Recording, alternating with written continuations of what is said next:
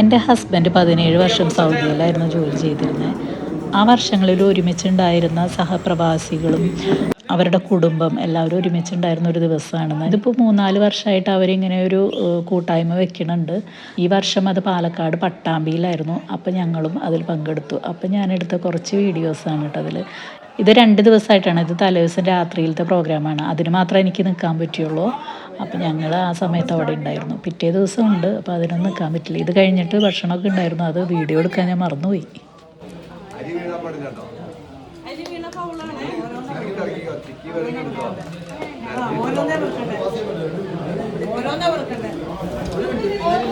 ഓരോന്ന് രണ്ടായാലും കുഴപ്പമൊന്നുമില്ല. സംഭവം വേണോട്ട് അരിമണി വേണമെന്നുള്ളൂ. അത് കുഴപ്പമില്ല, നമുക്ക് ഇതിലേക്ക് കിട്ടണമെന്നുള്ളൂ. അരി വീണാല് തിരിച്ചിടാം കേട്ടാ. അരി വീണാ തിരിച്ചിടാം. 6, 7, 8,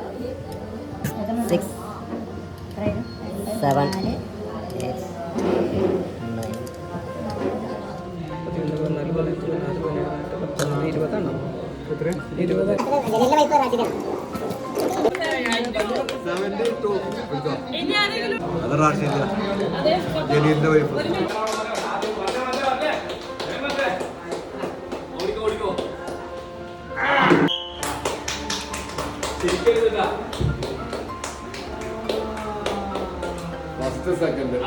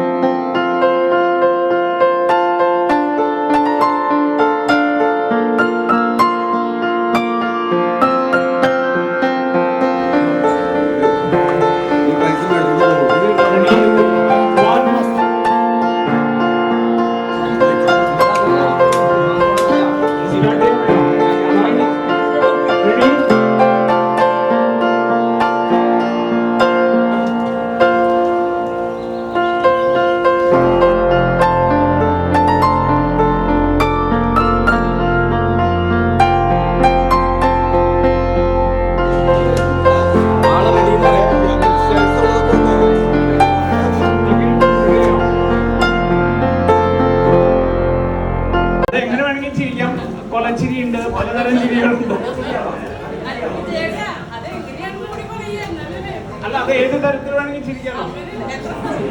നമ്മളെല്ലാവരും കരയണവരും ചിരിക്കണവരും. ചിരി എല്ലാവർക്കും ഇഷ്ടമാണ്. അപ്പൊ ചിലര് ചിലര് ഈ പരപ്പത്തിട്ട് ചർച്ചയിൽ ഇട്ട് വയ്ക്കണം. ഇതിന് നല്ല ചിരി. ഓക്കെ, ചിരിച്ചോണ്ടിരിക്കല്ലേ, അത്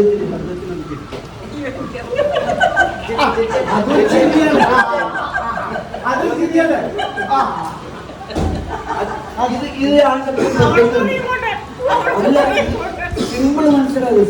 വളരെ സിമ്പിളാണ്. ഓരോ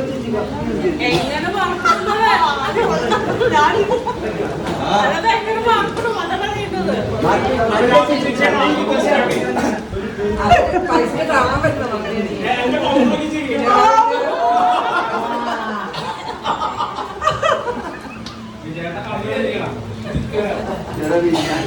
നാളെ കരിഞ്ഞു പിരിയരുത്, ചിരിച്ചെന്ന് നമ്മൾ പിരിയുക, അവർ കുഴപ്പമുള്ള കാര്യമല്ല. അപ്പൊ ഇത് ചെയ്യുക. തുടക്കം ആരെങ്കിലും ഒരാളൊന്ന് ഉദ്ഘാടനം ചെയ്യും. പ്രസിഡന്റ് ഉദ്ഘാടനം ചെയ്തോ? ഓക്കെ.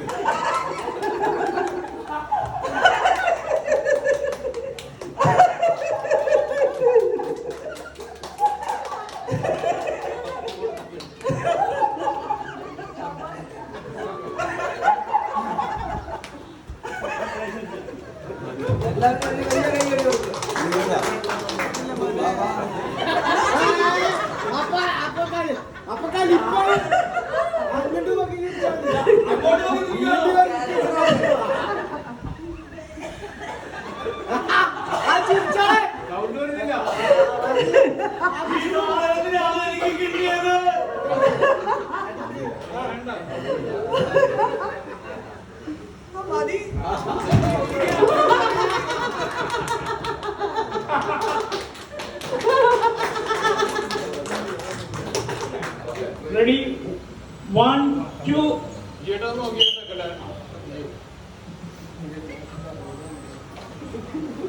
മൂന്ന് പേര് പോയി, 4 പേര് പോയി. അതെ, എന്റെ ഹസ്ബൻഡ് അറിയാലോ, പൈസനെ അറിയാലോ. പൈസ 8ാം ക്ലാസ്സിൽ പഠിക്കുന്ന സമയത്ത് പൈസന്റെ അപ്പാപ്പന് നെപ്റ്റ്യൂണില് അഗ്രികൾച്ചറിലായിരുന്നു, കൃഷി ഉണ്ടായിരുന്നു. എന്നിട്ട് അവിടേക്ക് കൃഷിക്കായിട്ട് സാധനങ്ങൾ എങ്ങനെയാ കൊണ്ടുപോകാന്ന് വെച്ചാല് കാളവണ്ടിയില് എല്ലാ സാധനങ്ങളായിട്ട് അവിടെ കൃഷിക്കാർക്ക് സാധനം കൊടുക്കണ്ടേ. അപ്പൊ എല്ലാ സാധനം ഭക്ഷണ സാധനങ്ങളായിട്ട് കുറെ നാളുകളായിട്ട് കൊടുക്കുക ആവശ്യമുള്ള സാധനങ്ങളെല്ലാം നമ്മുടെ നെപ്റ്റ്യൂൺ വഴിയാണ് പോകാം. നെപ്റ്റ്യൂൺ വഴി കാളവണ്ടിയിൽ പോയി യുറാനസിൽ കൊടുത്ത് അങ്ങനെ അഗ്രികൾച്ചർ നടത്തിയിരുന്നു പൈസന്റെ മുത്തപ്പാപ്പന് കേട്ടോ. അങ്ങനെയാണ് എനിക്ക് അറിയാവുന്നത്, എനിക്ക് പറഞ്ഞു തന്നിട്ടുണ്ട്. പൈസ 8ാം ക്ലാസ്സിൽ പഠിക്കുമ്പോഴായിരുന്നു അപ്പാപ്പൻ ചെയ്തിരുന്നത് കേട്ടോ, കൃഷി ചെയ്തിരുന്നത്.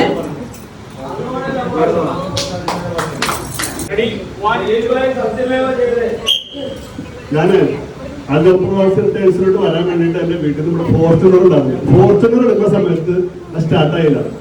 അപ്പൊ നമ്മുടെ കിയ കാർവൽ എടുപ്പുണ്ട്, കിയ കാർവൽ കൂടെ സ്റ്റാർട്ടായില്ല.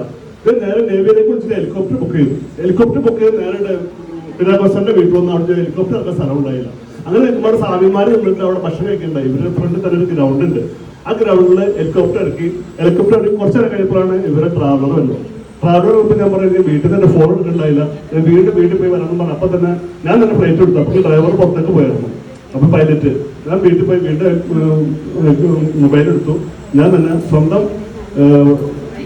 ഡ്രൈവ് ചെയ്ത് ഹെലികോപ്റ്റർ ഇവിടെ വന്നു. അങ്ങനെയാണ് നമുക്ക് വിടാനുണ്ടായ സാധ്യത. ഓക്കെ, ഞാൻ ഇന്നലെ ഉമ്മയുടെ വീട്ടിലായിരുന്നു. അപ്പോൾ ഇങ്ങോട്ട് വരണമെന്ന് വിചാരിച്ചിട്ടുണ്ടായിരുന്നു. ഉമ്മയുടെ വീടാണെങ്കിൽ ചൊവ്വാഴ്ചയിലായിരുന്നു. എന്നിട്ട് ഞാൻ ഇന്ന് വരാൻ നേരത്ത് ബസ്സൊന്നും കിട്ടിയിട്ടുണ്ടായിരുന്നില്ല. എന്നിട്ട് മൂത്താപ്പയുടെ ബസ്സിലാണ് വന്നത്. ഞാനാണ് ബസ്സൊക്കെ അടിച്ചത്. കുറേ പേരൊക്കെ ഉണ്ടായിരുന്നു. അവരാണെങ്കിൽ എൻ്റെ സ്ഥലമൊക്കെ പറഞ്ഞതെന്ന് വെച്ചാൽ ഞാൻ അവിടെ ഇറങ്ങിയിട്ടില്ല. പിന്നെ അതുപോലെ തന്നെ അവരെന്നോട് പറഞ്ഞ് എവിടേക്കാണോ പോകണമെന്നൊക്കെ ചോദിച്ചു.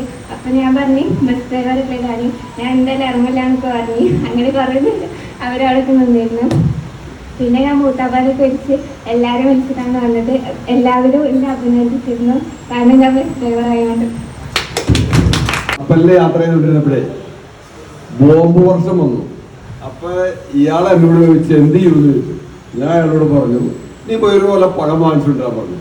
അവൻ പഴം കൊണ്ടുവന്നു. പഴം കൊണ്ടുവന്നു കഴിഞ്ഞപ്പോൾ ബോംബ് ഇങ്ങനെ വന്നുകൊണ്ടിരിക്കുമ്പോൾ ഞാൻ ഈ പഴം തിന്നിട്ട് പെട്ടെന്ന് തൊലി വെച്ച് ബോട്ടിന്റെ അരുത്ത് വെച്ച് കൊടുക്കുമ്പോൾ ഈ കപ്പലിന്റെ അരുത്ത് കൊടുക്കുമ്പോൾ ഈ ബോംബ് ഈ പഴത്തൊലി തെറ്റി വെള്ളത്തിൽ പോയി പൊട്ടിയില്ല. അങ്ങനെ നിങ്ങൾ രക്ഷപ്പെട്ടു. എനിക്ക് എന്നൊന്നും പറയാൻ അറിയില്ല, ഞാൻ പറയാറേ ഇല്ല കവി. അല്ല, ഞാൻ മത്സരത്തിനില്ല എന്നാ പറഞ്ഞത്. അനുഭവ കഥകളുടെ ഒരു മത്സരം വെച്ചിരുന്നു. അൽജോൾ ജീവിതത്തിലെ, അൽജോൾ കാലഘട്ടത്തിലെ ഓരോരുത്തർക്കും ഉണ്ടായ അനുഭവങ്ങളാണ് എല്ലാവരും പറഞ്ഞിട്ടുള്ളത്. അതിൽ 9 പേരാണ് കോമ്പറ്റേറ്റ് ചെയ്തിട്ടുള്ളത്. അതിൽ ചിലവർ 2 കഥകൾ പറഞ്ഞിട്ടുണ്ട്. അതിൽ നമ്മൾ 3 പേരെ സെലക്ട് ചെയ്തിട്ടുണ്ട്. First winner, second winner, third winner. അത് ഞങ്ങൾ ഇവിടെ പേര് ഡിക്ലെയർ ചെയ്യാൻ പോവാണ്. ഞങ്ങൾ 3 പേരായിരുന്നു തീരുമാനിച്ചത്. ഡിക്ലെയർ ചെയ്തോട്ടെ. അതിലെ അഭിപ്രായം കഥയായിട്ട് പറഞ്ഞ 10ഓളം പേരുണ്ടായിരുന്നു. 10 ഉണ്ടായിരുന്നു. അത് കൂടുതലും അൽജോളിന്റെ ആദ്യ കാലഘട്ടത്തിൽ, അതായത് അവര് അൽജോളി വന്ന സമയത്തുള്ള കഥകളാണ് കൂടുതൽ പറഞ്ഞിട്ടുള്ളത്. അതായത് അവരവർ വരുമ്പോൾ ഉള്ള ആദ്യ കാലഘട്ടം. അപ്പൊ അതില് ഒരാൾ പറഞ്ഞ കഥ നമുക്ക് വളരെ ഇംപ്രസീവായിട്ട് തോന്നിയത് ആ ആദ്യ കാലഘട്ടത്തിലുള്ള പരസ്പരമായിട്ടുള്ള വിശ്വാസം, കരുതല്, സ്നേഹം ഒക്കെ പ്രകടിപ്പിച്ചുകൊണ്ട് നമ്മുടെ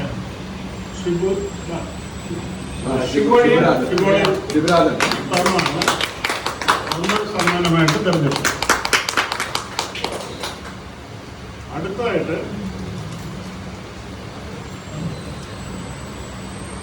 അൽജോളിൽ വന്ന കാലഘട്ടത്തിൽ നമ്മൾ അനുഭവിച്ച ബുദ്ധിമുട്ടുകളും അതിൽ നിന്ന് നമ്മളെങ്ങനെ തരണം ചെയ്ത് രക്ഷപ്പെട്ടു എന്നുള്ള ഒരു കാര്യമായിട്ട് നമ്മുടെ വിജയണ്ണൻ ഡിസ്ക്രൈബ് ചെയ്ത ഒരു ചെറിയ സംഭവം, അതാണ് 2ാം സ്ഥാനമായിട്ട് തെരഞ്ഞെടുത്തത്. പിന്നെ അൽജോളിൽ വന്നിട്ട് ആദ്യമായി സൗദി അറേബ്യയിൽ വന്ന് പറ്റുന്ന അമളികളും അബദ്ധങ്ങളും മണ്ടത്തരങ്ങളും ഒക്കെ വളരെ രസകരമായിട്ട് ഡിസ്ക്രൈബ് ചെയ്ത നമ്മുടെ പ്രിയപ്പെട്ട റോയ്ക്കാണ് 3ാം.